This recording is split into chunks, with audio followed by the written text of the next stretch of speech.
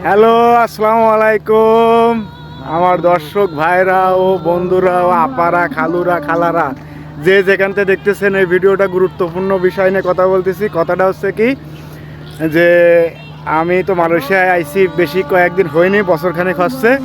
তা যাই হোক, উপর আল্লাহর ইচ্ছা আপনাকে দোয়ায় অনেক মনে করেন যে ভালো আছি।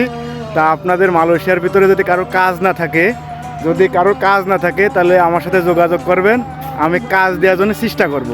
তা যাই হোক, দেখেন এই যে আমাদের তাম্বা, এই যে তাম্বা, এগুলো দেখেন যে অনেক লোকজন আছে। এবার কিছু বলেন নাকি যে আসলে কাজ আছে কি না আছে? না না না, আগে বলেন যে কাজ আছে কি না। কাজ আছে, ভাইও বলতেছে যে কাজ আছে। তা আপনাদের যদি কারো কাজ না থাকে তাহলে আমাকে বলবেন, আমি কাজ দেওয়ার জন্য চেষ্টা করব। তা যাই হোক ভাই, আসলে এটা কিন্তু সত্য কথা না ভাই। তা আপনারা কেউ কিছু মনে করবেন না এই কথাটাগুলো করার জন্য, কারণ অনেক ভিডিও আমি এরকম ভিডিও দেখছি যে কাজ আছে, আমার কাছে কাজ আছে, কি কাজ আছে, তারপর কাজ লাগবে কি না।